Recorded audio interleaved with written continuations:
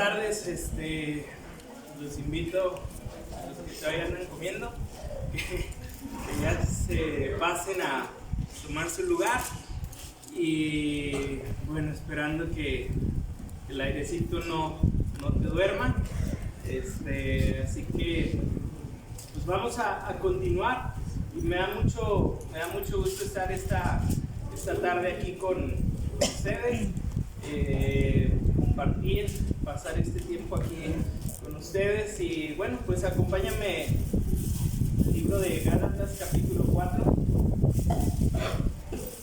La verdad que me encontraba un poco en el dilema de esto habla de salvación, el libro no es por obras, es por gracia, y de repente sacar una aplicación para ustedes, para nosotros como servidores, pues sí me las vi un poco complicadas, pero pues nada más, gracias a Dios, creo que sí podemos hoy aprender algo acerca del servicio a través de estos versículos. Entonces me gustaría que leyéramos del capítulo 4 al versículo 7 y después oramos para poner este tiempo en las manos de Dios. Amén. Amén. ¿Ya lo tienes? Amén. Dice, pero también digo, entre tanto que el heredero es niño, en nada difiere del esclavo, aunque es señor de todo, sino que está bajo tutores y curadores hasta el tiempo señalado por el Padre. Así que nosotros, cuando éramos niños, estábamos en esclavitud bajo los rudimentos del mundo. Pero cuando vino el cumplimiento del tiempo, Dios envió a su Hijo, nacido de mujer y nacido bajo la ley, para que redimiese a los que estaban bajo la ley, a fin de que recibiésemos la adopción de hijos. Y por cuanto sois hijos, Dios envió a vuestros corazones el espíritu de su Hijo, el cual clama, Abba Padre. Así que ya no eres esclavo, sino hijo, y si hijo, también heredero de Dios por medio de Cristo. Señor, gracias Padre por permitirnos estar aquí esta tarde. Proverbios, Señor, el escritor de Proverbios nos anima y nos enseña a no confiar ni caminar bajo nuestra propia prudencia. Y por eso, Señor, hoy venimos acá a abrir la Biblia, Señor, porque creo que en esto que estamos leyendo hay mucha dirección, hay mucha sabiduría de tu parte y queremos, Señor, recibirla, queremos que tú nos hables, Señor, a través de estos versículos y, Señor, pues úsame, Señor, para dar sentido, Señor, a lo que estamos hoy leyendo. Gracias por los que estamos aquí, Señor, que sea un tiempo de bendición para todos. En el nombre de Cristo Jesús. Amén. Muy bien, si tú tomas nota, y espero que tomes nota, a esta enseñanza le he puesto como título Adopción y legalismo en el servicio. Y ya hemos visto que en la iglesia de Galacia había un problema, ¿no? En la iglesia ya en Guanajuato estamos estudiando el libro de Hechos y acabamos de ver el capítulo 15. Había un grupo de judíos que se habían convertido al cristianismo y como que no les quedaba muy claro que la salvación era por gracia y empezaron no solamente a estar confundidos ellos, sino a confundir a los demás. Y entonces Pablo tiene un debate, una contienda con ellos y todo esto llega hasta Jerusalén. Ellos están en Antioquía, en Siria, discutiendo estas cosas. Llegan a Jerusalén con los ancianos, con los apóstoles y discuten este tema: ¿la salvación era por obras o era por gracia?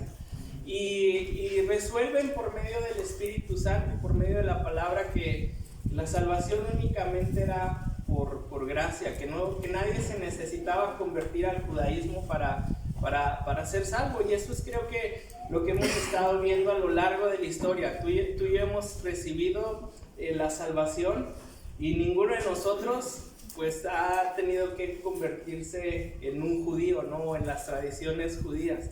No porque hoy estemos acá en sábado, es porque estemos guardando el Shabbat, ¿no? Es un día que encontramos en común para compartir la palabra. Entonces, dice la Biblia que poca levadura leuda toda la masa. Y aunque en ese día, en ese concilio, Hechos capítulo 15, se establecen, se dan cartas, se empieza a difundir este mensaje, pues vemos que todavía hubo un grupo de personas a lo largo del tiempo que siguió compartiendo, que todos tenían no solamente que creer en Jesús, sino formar parte de la religión, de las tradiciones judías, circuncidarse, guardar la ley. Y Pablo se da cuenta de eso en este libro, en la comunidad de los Gálatas, y es por eso que escribe esa carta, ¿no? Quiere, como oraba hace rato, enderezar las cosas, poner las cosas en orden. Y ya hemos visto a lo largo de estos 3 capítulos, pues eso, ¿no? Que la salvación es por fe y no por obras. Y así llegamos a capítulo 4. Eso está en la mente de Pablo cuando está escribiendo estas cosas. Y él va a continuar enseñando acerca de esto. Y me gustaría que volviéramos a leer lo que ahorita leímos antes de orar, para ir entendiendo un poco. Dice: pero también digo, entre tanto que el heredero es niño, en nada difiere del esclavo, aunque es señor de todo, sino que está bajo tutores y curadores hasta el tiempo señalado por el Padre. Así también nosotros, cuando éramos niños, estábamos bajo esclavitud, bajo los rudimentos del mundo. Pero cuando vino el cumplimiento del tiempo, Dios envió a su Hijo, nacido de mujer y nacido bajo la ley, para que redimiese a los que estaban bajo la ley, a fin de que recibiésemos la adopción de hijos de Dios. Y por cuanto sois hijos, Dios envió a vuestros corazones el Espíritu de su Hijo, el cual clama: Abba, Padre. Así que ya no eres esclavo, sino hijo. Y si hijo, también heredero de Dios por medio de Cristo. Entonces, es muy complicado de repente tomar, o para mí es muy complicado de repente tomar todo el capítulo y ir verso a verso. Así que me gustaría como resumir lo que vamos leyendo y después tomar una aplicación acerca de nuestro servicio.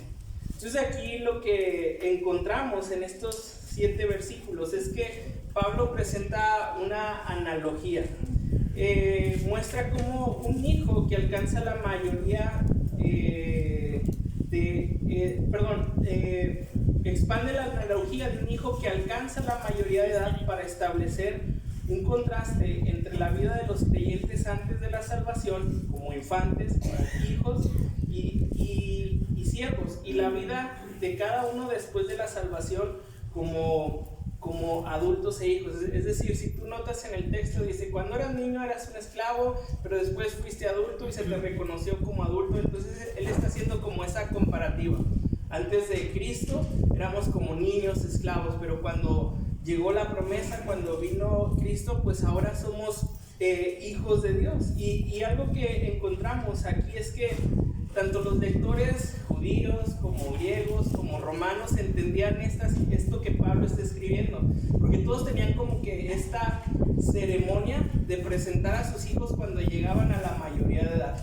Cada uno tenía su fiesta. Es muy similar a nosotros en nuestros tiempos, como hacemos con las chicas, ¿no? Que cumplen 15 años y se hace toda esta fiesta para mostrar que ya no es una niña, que es una señorita. Y entonces cuando un hijo alcanzaba la mayoría de edad o estaba capacitado ya para la vida adulta, el padre lo reconocía delante de todos como el heredero, como el hijo que se iba a hacer cargo de todos sus bienes.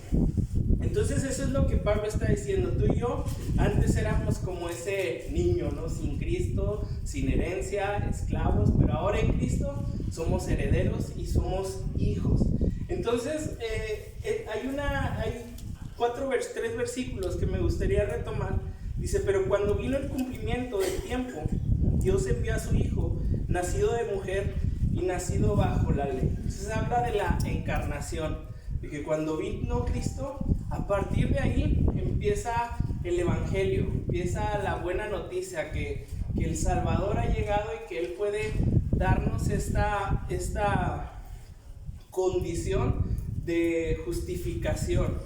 Y es algo que pues sigue estando vigente el día de hoy. La predicación del Evangelio, la predicación de Cristo sigue aún salvando gente, sigue quitando a gente de esa condición de esclavitud para hacerlos hijos. Dice versículo 5, para que redimiese a los que estaban bajo la ley, a fin de que recibiésemos la adopción de hijos.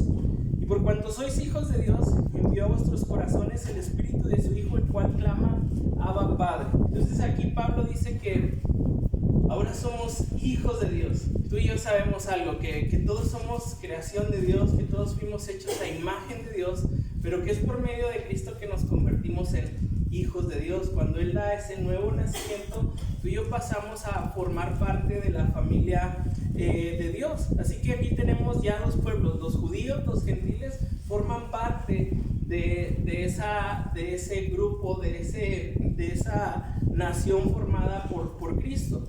Y algo que a mí me llama la atención es eso, porque Pablo ha estado hablando de la justificación.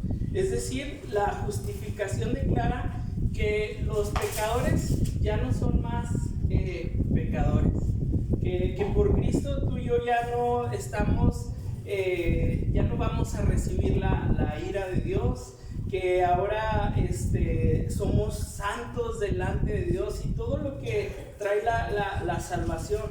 Pero aquí empieza a hablar de la adopción.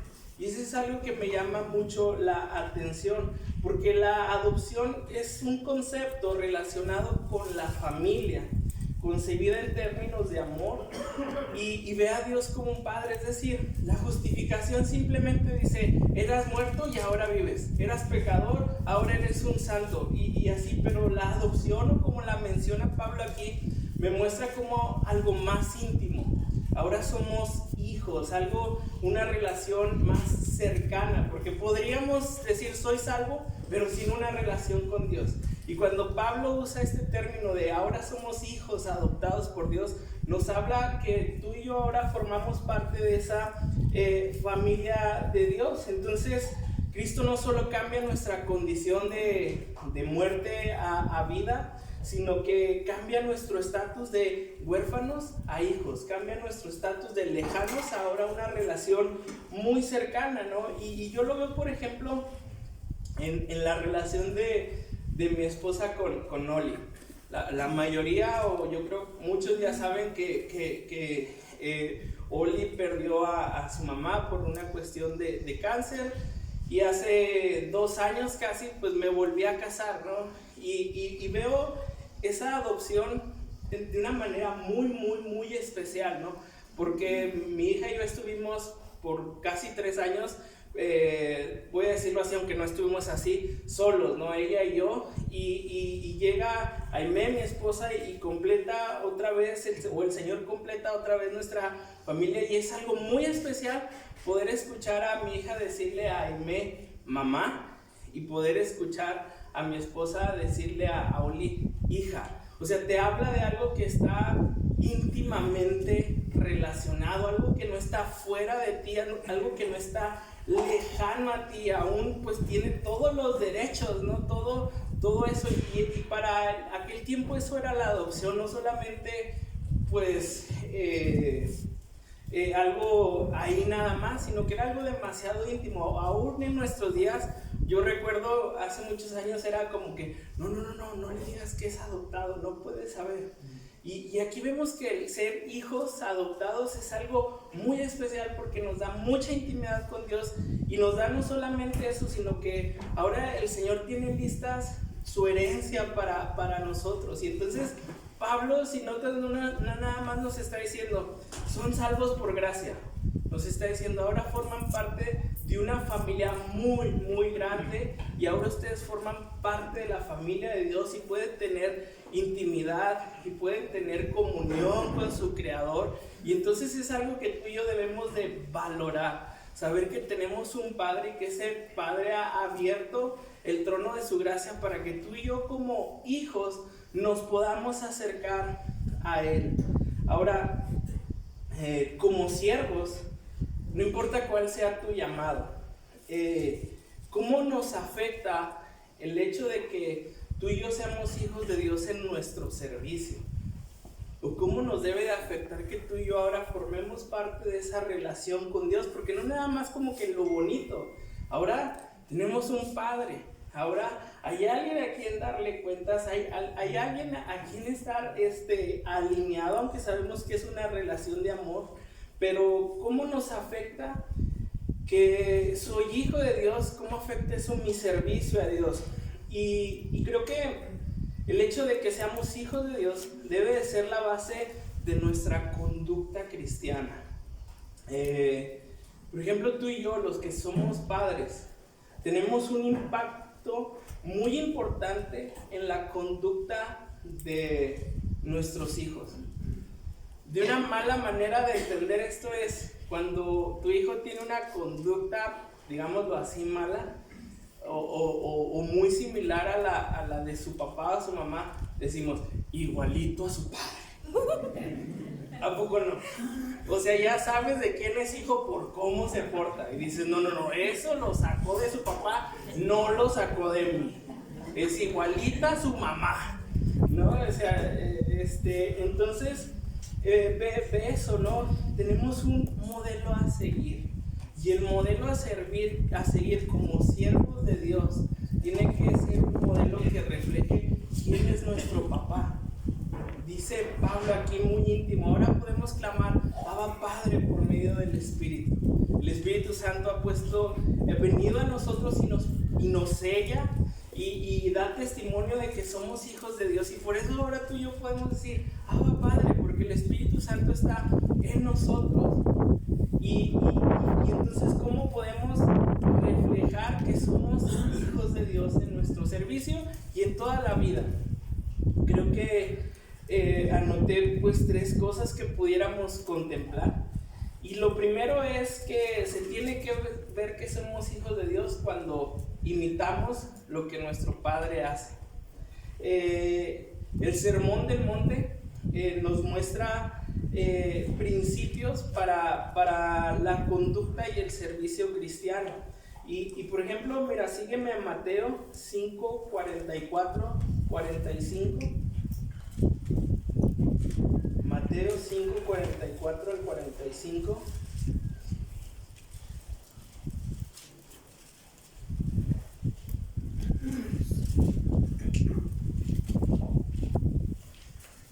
Dice así: oíste que fue dicho, amarás a tu prójimo y aborrecerás a tu enemigo. Pero yo os digo, amad a vuestros enemigos, bendecid a los que os maldicen, haced bien a los que os aborrecen, orad por los que os ultrajan y os persiguen, para que seáis hijos de vuestro Padre que está en los cielos. Y cuando tú lees este versículo de bendecid a los que nos maldicen, no es algo natural en nosotros. Si alguien nos hace algo es, a ver cómo me la paga, vas a ver cómo es la mía, ahí va la mía, ¿no? Y el Señor dice, no lo hagan así. El Señor se atreve a decir, amen a sus enemigos.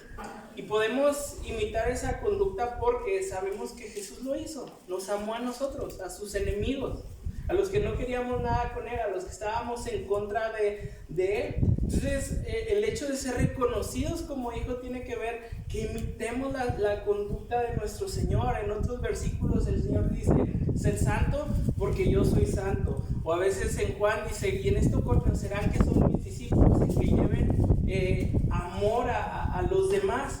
Entonces, nuestro servicio cristiano tiene que estar caracterizado por reflejar a nuestro Dios.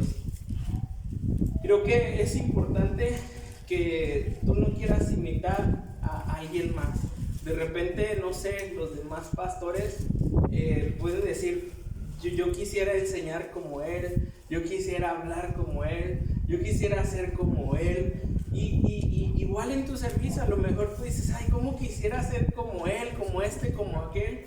Y Pablo dice, no, sed imitadores de mí como yo de Cristo, pero es eso, ¿no? No quieras ser como alguien más. Cuando sirves a Dios, trata de ser como Dios, como tu Padre. Que lo que Dios es, se vea de alguna manera en lo que tú haces, en lo que tú eres, y de esa manera vamos a agradar a Cristo. Entonces, creo que esa es la meta. El año pasado falleció mi mamá, y una de las cosas que a mí me gustó mucho que dijo el pastor en su servicio a memoria de ella fue que podría hablar de ella como la mujer virtuosa, ¿no? ¿Quién la hallará? Y muy buena, y no es porque sea mi mamá, eso dijo el pastor, ¿no? Pero dijo algo que yo puedo notar, o que yo noté en Anita, es que reflejaba a Dios, que se veía que caminó con Dios, que se veía que estuvo cerca del Señor, y creo que eso nos corresponde a nosotros, que nosotros nos parezcamos a nuestro Creador cuando servimos. Y entonces te das cuenta que hay mucho que tenemos por hacer, porque nos gana el enojo, porque nos ganan tantas cosas cuando estamos sirviendo. De repente volteas a ver qué están haciendo los demás y te enojas, y esto y el otro y aquello. Entonces pon tu mirada en el Señor. Lo segundo que veía es glorificar al Padre. Para cuando somos llamados a servir, debemos de hacerlo de una manera en que glorifique al Padre. Igual en el Sermón del Monte, en Mateo 5:16, dice: así alumbre vuestra luz delante de los hombres, para que vean vuestras obras y glorifiquen a vuestro Padre que está en los cielos.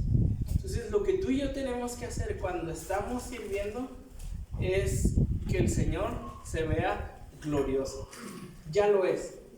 El Señor es sublime, el Señor es hermoso, pero tú y yo con lo que estamos haciendo tenemos que mostrar que el Señor es de esa manera. O sea, ¿cuántos de nosotros no hacemos o sea, vamos a ponerlo así, cuando estás en tu empresa de trabajo, ya sea propia o lo que tú quieres es que haya buenos comentarios acerca de tu marca o del lugar donde estás trabajando, que sea el mejor, que sea la mejor empresa, la que mejor ventas tiene, y haces todo de manera que todo salga perfecto. Llegas a tiempo, estudias, trabajas más, te esfuerzas más para que tu empresa sea la mejor. Y nuestro Padre no necesita que nosotros lo hagamos mejor, porque Él es el mejor, pero creo que sí tenemos la responsabilidad de reflejar ese Dios majestuoso. En estos días mi hija me decía: cuando sea grande quiero ser como tú. Y yo dije: ay, mi madre, ¿no? Porque yo no quiero que mi hija sea como yo. O sea, digo, me está conociendo, pues. Me está conociendo, pero por otro lado dije: ay, pero qué padre, ¿no? Qué orgullo, ¿no? Que mi hija quiera ser como su padre. Y creo que eso, debemos de reflejar las cualidades de nuestro Dios. Entre más conocemos de esas cualidades que Dios tiene, más tú y yo nos vamos a enamorar de Dios, más vamos a querer servirlo de esa manera. Por ejemplo, ¿quién no ha experimentado periodos de tormenta en la vida? Donde necesitas paz, donde necesitas que el Señor te ayude, te abrace, te consuele, y muchas veces la hemos encontrado. Y es ahí cuando tú puedes decirle a los demás: es que tengo un Dios de paz. ¿Cómo? Sí, porque me pasó esto, me pasó aquello, y estaba todo mal, y yo estaba tranquilo, y yo estaba bien. Y entonces, entre más conocemos a nuestro Dios, entre más conocemos sus características, más vamos a reflejarlo y glorificarlo a Él. Y otra cosa en las cuales se tiene que ver en nuestras vidas, que somos hijos de Dios, es agradando a nuestro Padre. Creo que todos nosotros queremos, como hijos, que nuestros padres siempre se sientan como orgullosos de nosotros, ¿no? A veces lo buscamos, ¿no? Y el Señor dice igual en el Sermón del Monte: guardaos de hacer vuestra justicia delante de los hombres, para ser vistos de ellos. De otra manera no tendréis recompensa de vuestro Padre que está en los cielos. El servicio a Cristo se trata de agradar únicamente y solamente a Dios. Cuando estoy preparando un estudio, seguido pienso, ¿les gustará esto que estoy haciendo? Es lo primero que se me viene a la mente. ¿Les irá a gustar esta predicación? O sea, hoy estoy aquí y digo, espero les caiga algo, espero les guste algo, no salir como avergonzado. Pero sabes, déjame decirlo así, no se trata de darte gusto a ti con lo que hago. Se trata de agradar a Dios, de hacer las cosas para el Señor. Y no sé, otra vez piensa en tus hijos, pero ahora adolescentes. Muchas cosas que ellos hacen son para como agradar a sus amigos, ya no tanto para agradarte a ti. Se nos deschavetamos pues en la adolescencia. Y ya no quieres agradar, te despegas, te alejas, casi ya no quieres que te relacionen con tu familia. Y a veces así somos cristianos adolescentes todavía. Queremos agradar a los demás, que los demás piensen bien de nosotros, que los demás nos aprueben. Y se trata de agradar al Padre. Así que de vez en cuando, o más bien seguido, tenemos que tener, o siempre tenemos que tener eso en mente, que el servicio a Dios se trata para agradar a Dios. Por ahí escuchaba, ¿no?, que si Moisés hubiera pensado en el qué dirán, no hubiera llegado al Mar Rojo. Que si Pedro hubiera pensado en el qué dirán los demás, no hubiera hecho lo que hizo. Y cuando nosotros actuamos de esa manera, pensamos, es que ¿qué va a decir mi vecino? ¿Qué va a decir la iglesia si hago esto, si hago aquello? ¿Qué van a decir mis papás? Nos vamos a detener mucho. Nos debe de importar lo que piense Dios de nosotros y lo que Dios quiera de nosotros. Todos tenemos un llamado y cada llamado es diferente, y eso es lo que tenemos que hacer, agradar al Señor. Así que en estos primeros versículos veía eso, ¿no? Cómo Pablo deja de decir son salvos para decir no nada más son salvos, son hijos. Y pensaba eso, como hijos tenemos que reflejar a nuestro Padre, que se vea que pasamos tiempo con Él, que se vea que invertimos tiempo con Él. Es importante, y todos lo hemos visto, cuando nos alejamos de Dios, todo se empieza a fracturar en nuestra vida. Y el Señor dijo, separados de mí, nada pueden hacer. Nos conviene estar cerca de nuestro Padre, nos conviene vivir cerca de Él. Así que mi parentesco se debe de ver cuando lo imito a Él, cuando lo glorifico a Él y cuando lo agrado a Él. Ahora acompáñame al versículo siguiente, es el 8.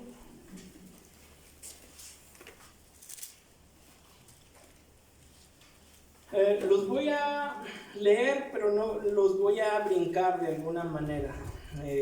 Dice, ciertamente en otro tiempo, no conociendo a Dios, servías a los que por naturaleza son dioses, mas ahora, conociendo a Dios, o más bien siendo conocidos por Dios, ¿cómo es que os volvéis de nuevo a los débiles y pobres rudimentos a los cuales os queréis volver a esclavizar?